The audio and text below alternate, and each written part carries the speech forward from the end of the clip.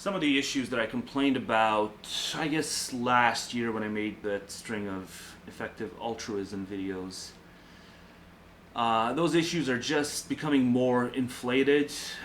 They're not being resolved.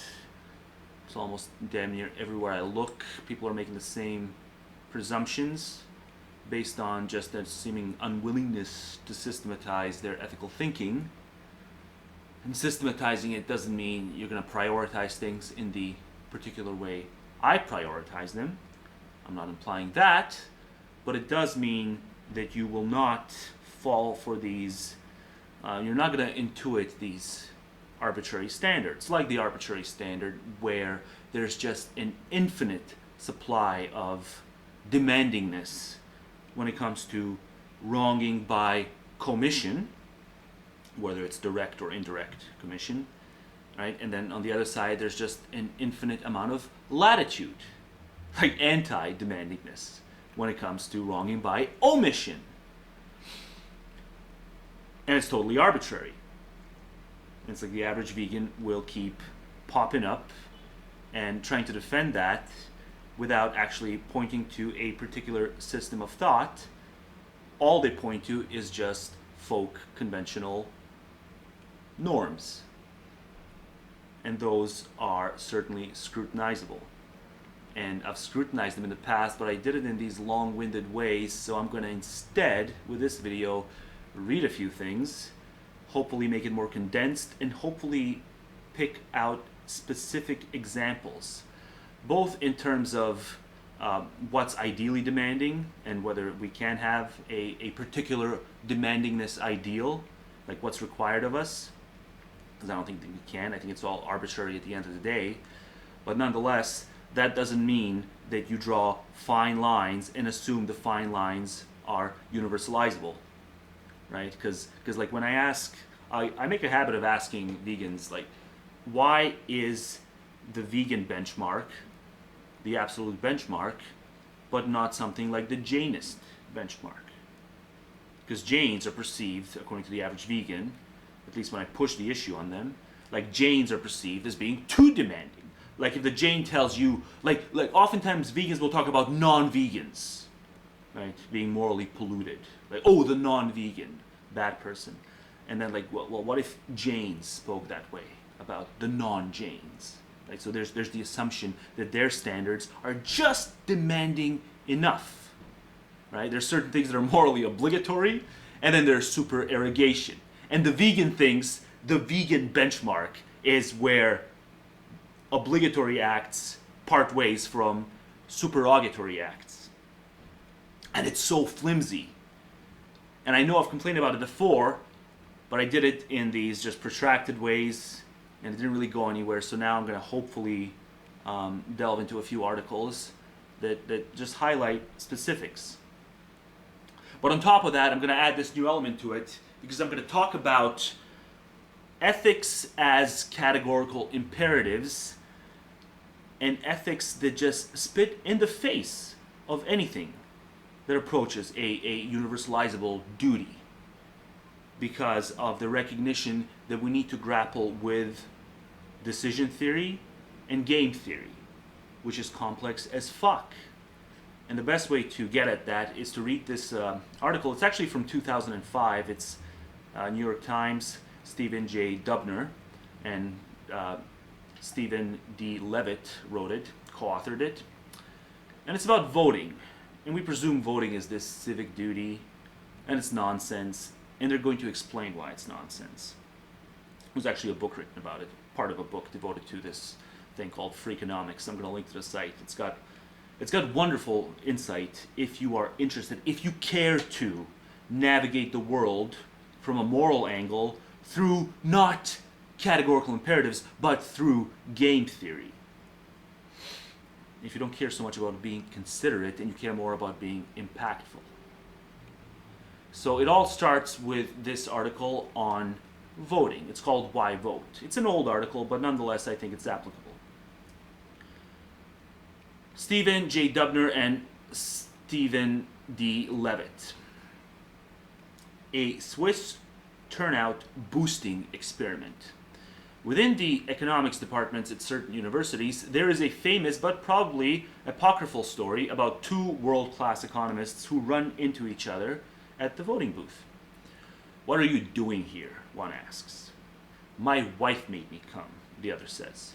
The first economist gives a confirming nod. The same. After a mutually sheepish moment, one of them hatches a plan. "If you promise never to tell anyone you saw me here, I'll never tell anyone I saw you." They shake hands, finish their polling business, and scurry off.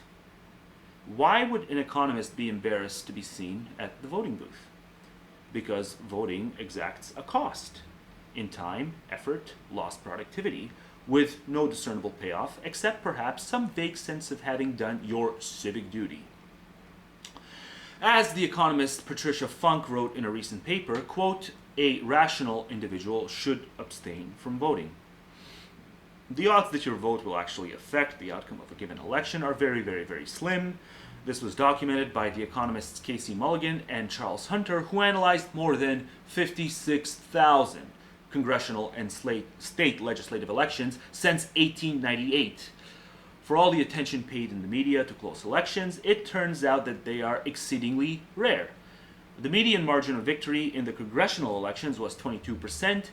In the state legislature elections, it was 25%. Even in the closest of elections, it's almost never the case that a single vote is pivotal. Of the more than 40,000 elections for state legislature that Mulligan and Hunter analyzed, comprising nearly 1 billion votes, only 7 elections were dedicated by a single vote, with 2 others tied. Of the more than 16,000 congressional elections in which many more people vote, only 1 election in the past 100 years, a 1910 race in Buffalo, was decided by a single vote. But there is a more important element.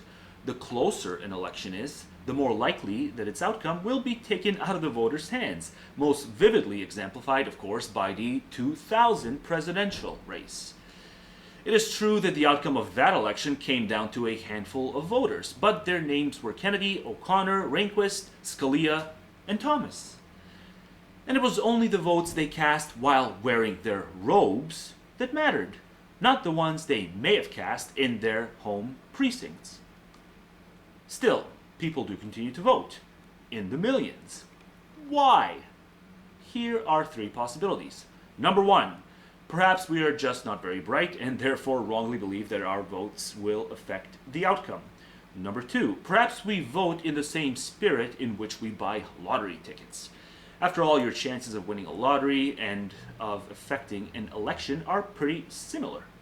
From a financial perspective, playing the lottery is a bad investment, but it's fun and relatively cheap. For the price of a ticket, you buy the right to fantasize about how you'd spend the winnings, much as you get to fantasize that your vote will have some impact on policy. Number 3, perhaps we've been socialized into voting as a civic duty as an idea, believing that it's a good thing for a society if people vote, even if it's not particularly good for the individual. And thus we feel guilty for not voting. But wait a minute, you say. If everyone thought about voting the way economists do, we might have no elections at all. No voter goes to the polls actually believing that her single vote will affect the outcome, does she? And isn't it cruel to even suggest that her vote is not worth casting? This is indeed a slippery slope, the seemingly meaningless behavior of an individual, which, in aggregate, becomes quite meaningful. Here's a similar example in reverse. Imagine that you and your 8-year-old daughter are taking a walk through a botanical garden when she suddenly pulls a bright blossom off a tree. "You shouldn't do that," you find yourself saying. "Why not?" she asks. "Well," you reason, "because if everyone picked one, there wouldn't be any flowers left at all." "Yeah, but everyone isn't picking them," she says with a look. "Only me." In the old days, there were more pragmatic incentives to vote. Political parties regularly paid voters $5 or $10 to cast the proper ballot.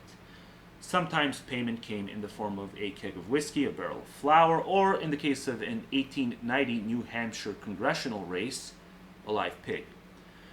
Now, as then, Many people worry about low voter turnout. Only slightly more than half of eligible voters participated in the last presidential election, so it would have been the 2004 election in that case, in the last presidential election. But it might be more worthwhile to stand this problem on its head and instead ask a different question.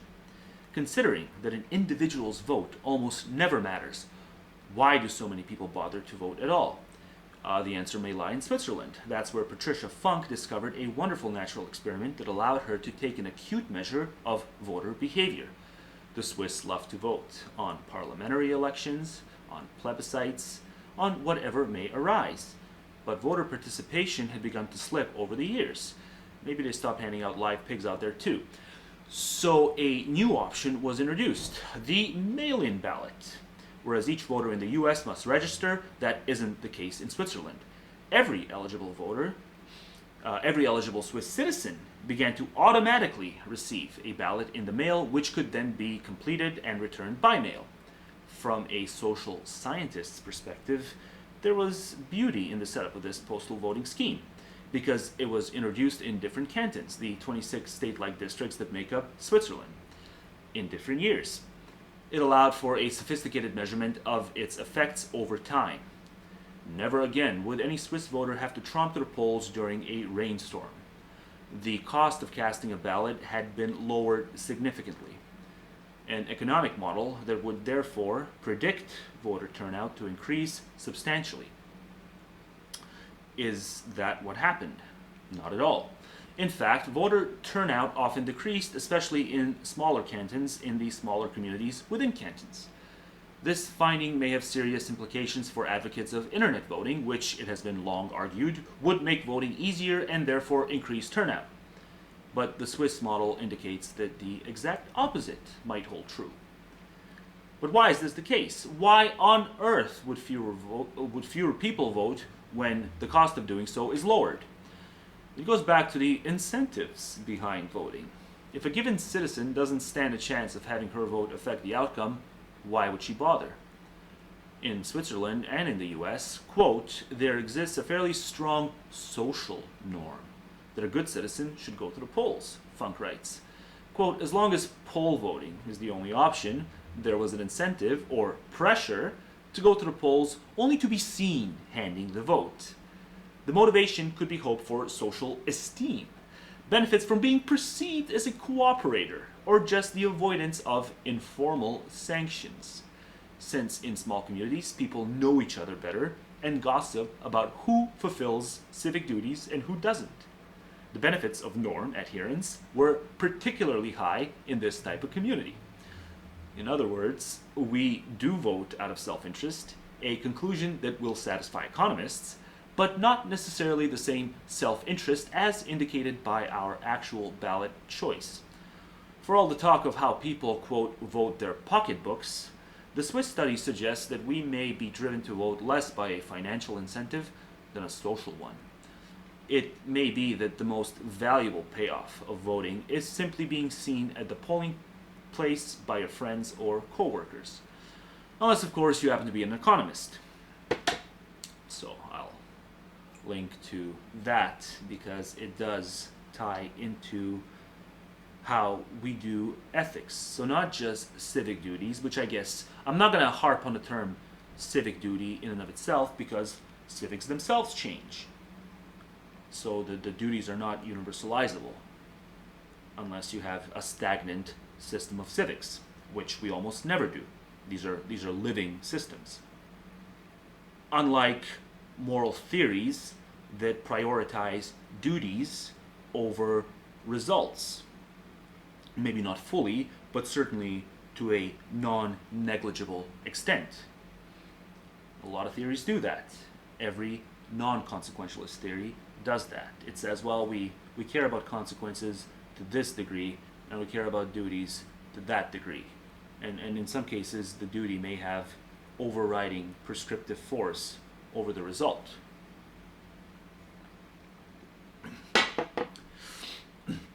But the civic duty and the moral duty are two different things, because civics, like I said, change over time.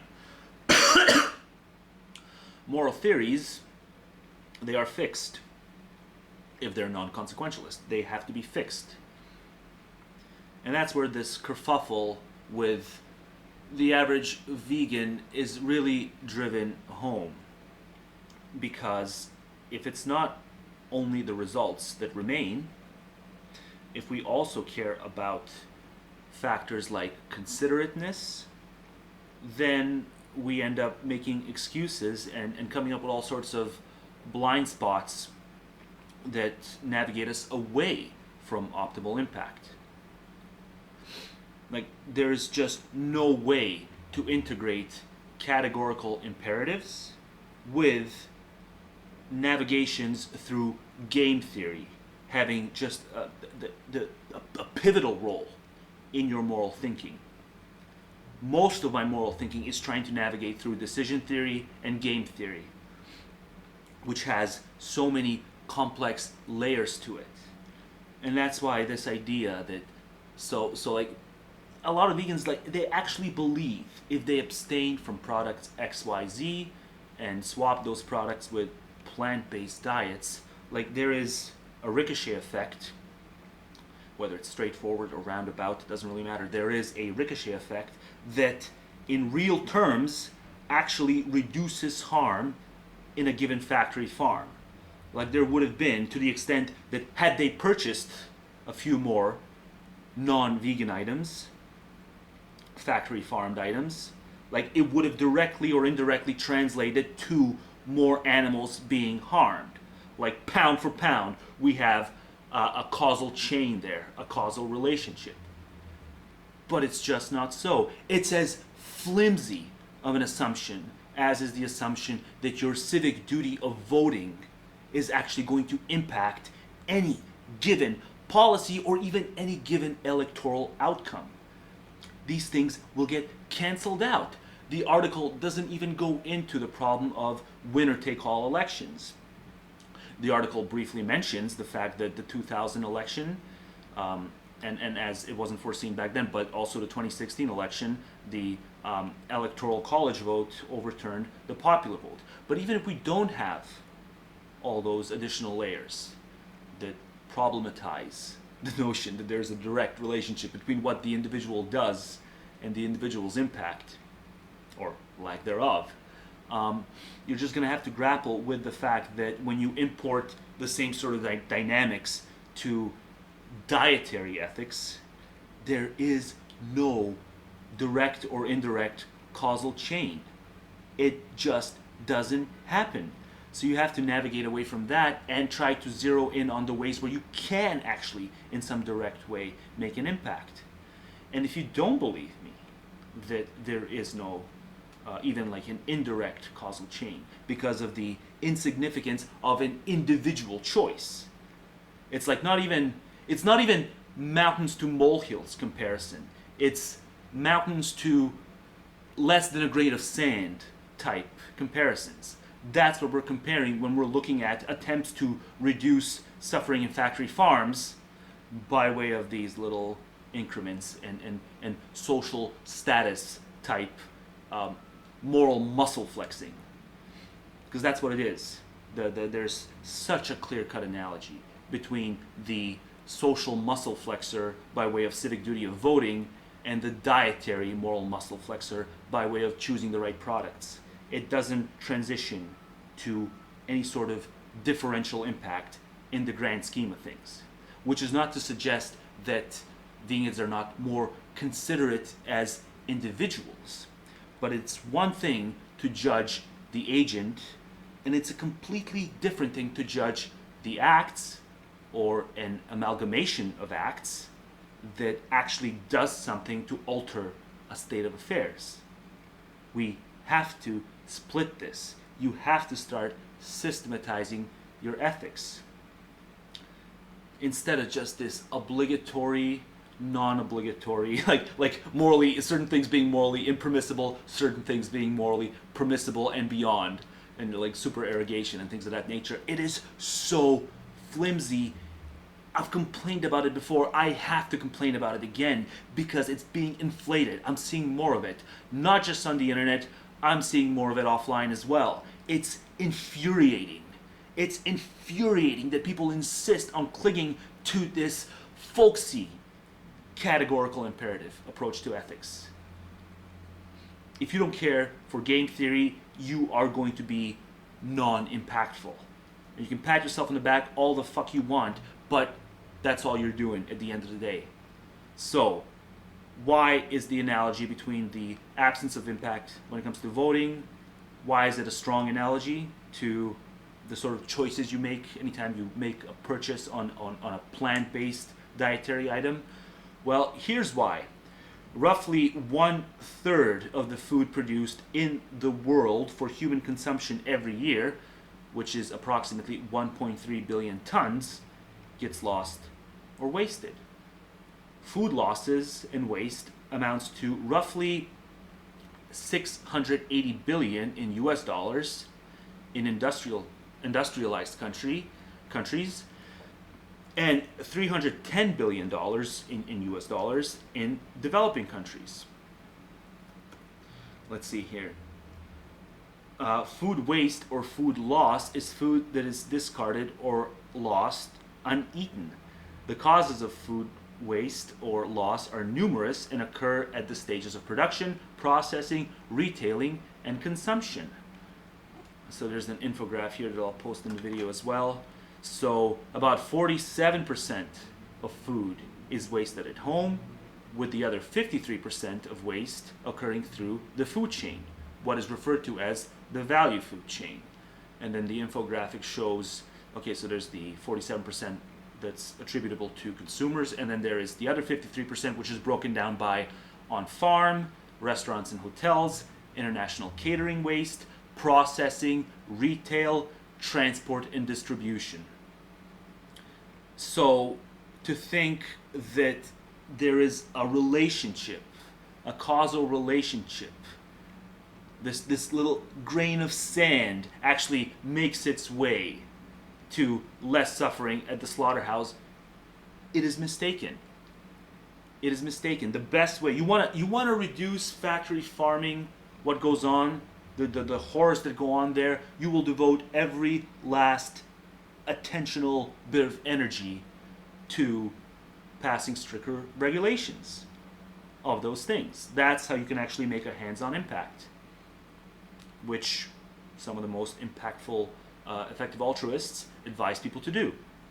But harping on the dietary decisions, it's just, I'm seeing more of it, and I can't just neglect it. I have to just, maybe I'll make a habit out of pointing it out. It's just, it does my fucking head in, because it doesn't carry over to an actual direct or indirect result. Now, to put the finishing touches on this, I'm going to read another article that's just going to, like, if you find this questionable, right, that we should divide the act, the manner in which we evaluate the act and the manner in which we judge the agent, that these are perfectly things that we can easily segregate. If you sort of raise an eyebrow when hearing that, and especially when I say that at the end of the day we should prioritize the state of affairs judgment over the judgment of the virtue to vice ratio of the agent, we should fixate on the former, even if it means ending up with a worst case scenario with the latter, like a world where everyone is just, their vice points vastly outnumber their virtue points, but by hook or by crook it leads to goodness points, as in state of affairs, vastly outnumbering badness points when it's all said and done. Like that should be the prioritization project, the moral prioritization project, which we need to get going. And I've talked about it before, but it was sort of long-winded, and I didn't cite any specific examples. But I'm going to read an article here by Jeff Jacoby, and it's from the Boston Globe. It was actually written yesterday, that cites a few decent examples. So he writes, when the renowned American industrialist Henry Clay Frick died in 1919, obituaries didn't exactly overflow with tenderness. He was uncompromising, remarked the New York World, and, quote, if at any time he took notice of the broadening tendencies of humanity, he gave no proof of it by word or deed. The Lexington Herald set Frick's record against that of his partner in steelmaking, Andrew Carnegie, and found that record wanting. Frick lacked the more human qualities that made Carnegie so beloved. The New York Tribune observed that, quote, the name of Frick was abhorrent to great numbers of his fellow citizens. There was good reason to describe Frick, one of the giants of the Gilded Age, in such caustic terms. He was a notorious strikebreaker. He hired and armed the Pinkerton agents who battled striking employees at the Homestead Steel Works in Pennsylvania in 1892, a clash in which dozens of men were killed or wounded, and that ultimately required the intervention of 8,000 state militia before order was restored. Frick was also a co-founder of the exclusive fishing and hunting club whose negligent maintenance of the South Fork Dam indirectly caused the apocalyptic Jonestown flood of 1889. So reviled was Frick in his lifetime that he was called, quote, the most hated man in America. Yet, as Grant Smith points out in the spring issue of Philanthropy magazine, for years, Frick quietly supported charities in his native western of Pennsylvania. When he died, 80% of his $145 million estate was bequeathed to worthy causes. Quote, his beneficiaries included universities, schools, parks, and hospitals. Smith writes, quote, his signature gift was bequeathing his Manhattan home and remarkable art collection to New York City. The Frick collection is justly famed as one of the nation's most wonderful art treasures, especially its superb collection of old masters and European sculpture. Quote, thus did a man excruciated in life for ugliness become remembered after death for beauty, remarks Smith. Frick's essay makes a point not well appreciated. You don't have to be a wonderful person to be a wonderful philanthropist. To be sure, those who consistently donate to charity probably are, on the whole, more empathetic and altruistic than the average person. Yet empathy and altruism are not and have never been a prerequisite to charitable giving. Good things can come from bad people. Ennobling works of art have been produced by men and women with gross moral failings. The spectacular music of Richard Wagner and the profound poetry of T.S. Eliot, for example, were created by anti-Semites. Some of the most accomplished geniuses in the worlds of business and sports have been world-class jerks. Think of Apple's crude, rude, and vengeful co-founder Steve Jobs, or of Muhammad Ali's abhorrent views on race. People are complex creatures driven by impulses both beautiful and ugly. We are, quote, higher than the beasts, lower than the angels, to quote Ford Madox Ford. For almost all of us, our achievements and failings in this world reflect that all too human hodgepodge. But the particular beauty and power of charity is that it can transform wicked behavior and selfish motives into soaring goodness. Philanthropy is a machine that is able to convert the instincts and actions of even the meanest of men into truth, uplift, and beauty, says Carl Zinnmeister, editor of the Almanac of American Philanthropy. That is particularly true in the United States, which has a record of private philanthropic giving unmatched anywhere on earth. As a percentage of GDP, Americans give far more to charity than any other nation. Take that in your pipe and smoke it, Eurofags. That was self-deprecating. I'm sorry, I shouldn't do self-deprecating stuff. This ingrained philanthropic tradition exerts a formidable, if unspoken, pressure on American plutocrats to give vast self-denying gifts. In no other culture do the wealthiest of the wealthy sign pledges to give away most of their riches. One result, as Smith Riley puts it, is that, quote, some of our country's most consequential giving was advanced by an all-star assortment of human train wrecks. Frick was one of the many great givers to charity whose character was anything but charitable. Among others profiled by Smith is Leona Hemsley, a tax cheat and an employer so brutal to subordinates that she was known as the Queen of Mean. Late in life, though, she began giving away tens of millions of dollars To date, the charitable trust created by her estate has poured more than 1.1 billion into grants for medical research. John D. MacArthur was a nasty, penny-pinching street fighter and rampant sexual harasser. But that doesn't diminish the work of the MacArthur Foundation, which was made possible by the fortune he amassed. The moral of these stories is that through philanthropy, people can do good in spite of themselves. It's true for all of us, plutocrat and working stiff alike. It doesn't much matter why you donate. It's nice if you're stirred by native human kindness, but if a guilty conscience or a lust for honor are what drive you, that's fine too. For when it's all said and done, your reason for giving is irrelevant. All that really counts is that you gave.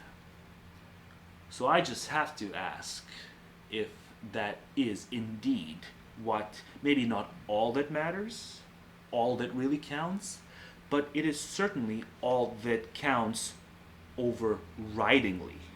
Right? So the only thing I would change about this article is that at the end he says, all that really counts is that you gave. I would say all that counts overridingly is that you gave. In politeness, with impact, beats the ever-living fuck out of politeness absent impact.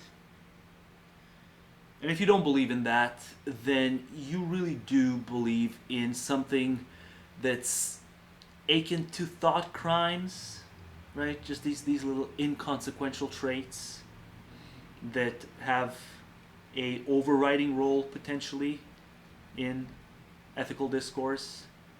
Because if we simply acknowledge them but don't prioritize them in a single dilemma as having overriding normative import, then fine, they're background decoration. We're not totally neglecting traits like politeness and politeness, but we're never actually letting them anchor prescriptive force. And it's all about anchoring that prescriptive force. It's all about asking, what would you do if you could commandeer the universe? What would you do? Would you create a horrific world filled with virtuous individuals who, through no fault of their own, end up living horrific lives?